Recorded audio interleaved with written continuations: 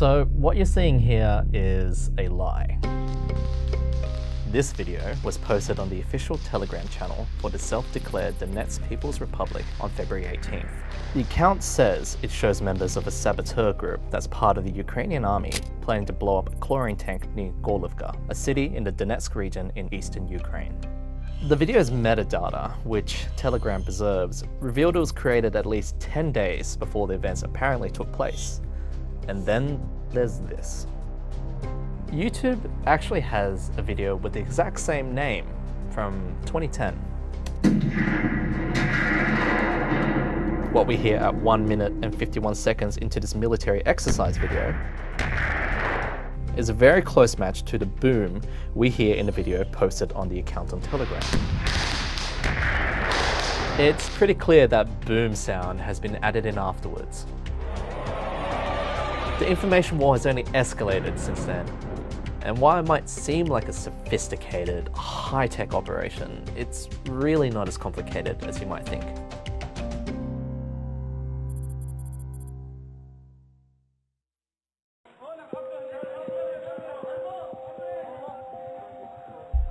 The Kremlin's disinformation playbook can be traced back years.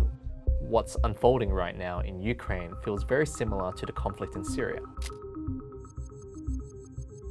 After a chemical attack killed at least 281 people in Ghouta in August 2013, President Putin wrote an op-ed in the New York Times saying opposition forces gassed their own people to provoke intervention by their powerful foreign patrons. This contradicts the overwhelming evidence that the attacks were carried out by the Syrian government. The Human Rights Watch concluded that the evidence all points to Syrian government responsibility for the attacks, including the fact that the weapon systems used were known to be in the possession of the Syrian government armed forces, and government-controlled launching sites were within range of the targets. It found alternative claims that opposition forces were responsible to be lacking in credibility and inconsistent with evidence found at the scene. After another deadly chemical attack in Doma in 2018, the Russian Defense Ministry said the attack had been faked by the West. Similar to the claims made about Ghouta, these claims were never substantiated by independent investigators. In fact, the use of a toxic chemical as a weapon was confirmed in a fact-finding mission. But convincing the world to believe his version of events was never really Putin's objective. But the point was not to create a persuasive counter story. The aim was just to create so many different stories that truth gets lost among all of them. Jumbled up counter stories are a key tactic in the information war that Russia is waging right now.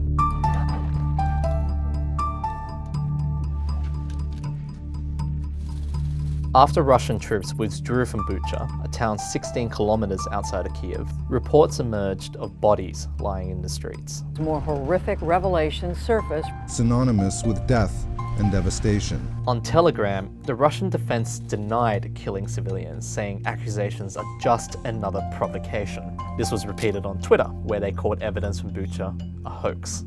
Both of these statements also claimed that residents had not suffered from any violent action. The Russian embassy in Canada went one step further, saying footage taken from a car driving through the town shows an arm on one of the corpses moving.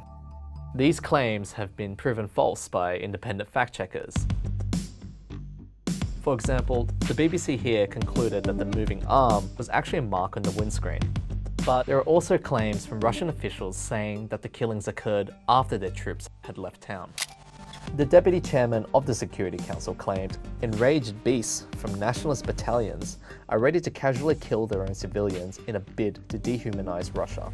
Well, fact-checkers have also exposed that as a lie. By their own account in the Ministry of Defense statement, Russian troops had withdrawn from Bucha by March 30th, but satellite images show bodies on the ground March 19th.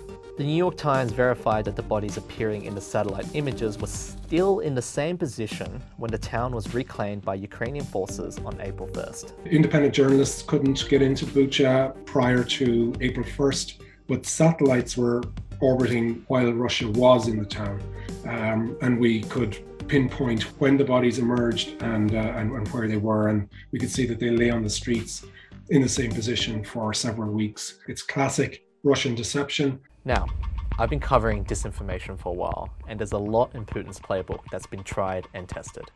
Bots are a big one. Researchers have already found evidence of the pro-Russian hashtag #IStandWithPutin being amplified by an apparent bot network, which was then used by legitimate profiles. This same tactic was uncovered in the aftermath of the 2016 US presidential election. Then there's whataboutism. Basically, focusing on other wrongdoing to deflect from Russia's own misconduct. We can see examples of this in state-sponsored media, like this Sputnik's list of the US most terrible war crimes since World War II, and a classic, creating conspiracies like the one about Ukraine developing bioweapons. The US ambassador and representative before the Security Council simply dismissed these allegations as conspiracy theories. But this war's different. There's something happening that I've never seen before. Now, for a bit of context, reputable media outlets like Reuters, the BBC, and yes, the ABC, employ teams of people to sort fact from fiction. Apparently, so do pro-Russian Telegram groups. We've found half a dozen of them appearing to operate as independent fact-checkers. One post on Telegram tried to fact-check a video showing a Russian attack on a civilian car near Kiev on February 28th. First, the channel writes that the type of truck isn't used in a special operation in Ukraine. But in reality, there's been at least 150 documented BMP-2s used by the Russians, which have been either captured, abandoned, or destroyed. And these are just the ones that we have photographic evidence of. A different fake bunk channel asks, why did no one try to jump out of the car? And says there should have been a lot of human remains scattered on the road. They conveniently forgot to include another video which did show a close-up of the gory aftermath. Now, we went ahead and independently verified this ourselves, both the CCTV footage and the aftermath. We matched the blue roof and the tree lines to geolocate the scene against satellite imagery above the area. And then we verified the visible time code on the CCTV footage, which says it's about 1:15 in the afternoon. Using photos taken on February 28th, the day of the attack, we can see it was a clear and sunny day. Then, just to be sure, we also calculated the angle of the shadows to the stated time of the day and found a pretty close match. The Telegram post signs off by writing, "This material is buried in the cemetery of fakes. Rest in peace, and may your creator be cursed." Yep, there are hundreds of these posts, and they've pretty much all emerged in the past few months. They show an evolution in media manipulation tactics that we haven't seen at this scale before. We've seen people impersonate fact checks, but it was not a very well-worn tactic. The enemies of truth on the internet are going to use every tool at their disposal. A key strategy for Russia in this information war is the longer the conflict drags out, the more opportunity there is for doubt to flourish. Suddenly, the deaths of civilians, refugees crossing the borders, might not seem so black and white. Watching the war unfold from the outside, we might begin to accept that the situation is complicated, and we might start tuning out. Just think about it. The Syrian civil war has entered its 11th year. How much can you actually say that you know about it? If you go back to the very beginning of the Syrian conflict, it was as clear-cut as Ukraine is right now. But as time progressed, things became more and more complex. Every time some major massacre would happen, a counter-narrative would emerge. The aim would not be so much persuasion, it would be more obfuscation. If you create enough doubt, then people are reluctant even to sympathize.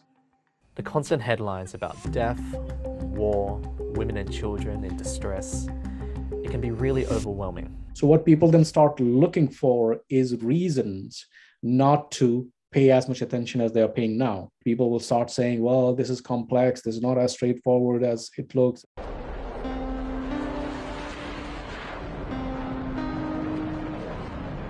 Ukraine isn't immune to bending the truth either. Sightings of the mythical ghost of Kiev ran amok on social media, purporting to show a heroic fighter pilot taking down multiple Russian planes over the city. Of course, it was completely false. What we're seeing with that kind of information and that kind of influence operation is to give people something to believe in, even if that something to believe in is probably false. Overwhelmingly, what's coming out of the Ukrainian side are stories designed to instill hope into citizens and soldiers. And that's very, very different from the kind of narrative we've seen being pushed by the Russian state, which is very much along the lines of accusing the enemy of doing things like producing chemical weapons or using chemical weapons, or, you know, doing stuff that is completely insane. Вже досягли, ми вже йдемо до нашої мети, до нашої перемоги. Ми будемо битися в лісах, полях, на узбережжях, у містах і селах, на вулицях. Ми будемо битися на пагорбах, і ми не здамось. It's easy to want to believe that story. It's the tale of the underdog Ukraine fighting valiantly against a much larger invader. And it's galvanized a lot of support. Zelensky has come on the stage as someone who is a very competent leader, a very charismatic spokesperson. But I also, it's such a difficult thing, because if you see a strong man, you imagine a strong nation, and Ukraine is really small. I wonder if we're inflating what it means to win here when people are struggling so much to be heard on the ground. While some commentators have been quick to conclude Ukraine has won the information war, it may not really be reaching the audience that matters. Experts say major change can only happen domestically. Most people remain exposed to the same kind of whatever story is being pushed through the state media. Even if there's skepticism, it's limited. The new digital Iron Curtain in Russia means people there are getting next to no news from the outside world. The country has booted many independent media organizations and has banned major platforms like Facebook and Instagram. And while there's evidence of resistance to Putin's regime, and US intelligence is suggesting Putin's inner circle is turning against him, it doesn't yet seem to be enough to change things at the top.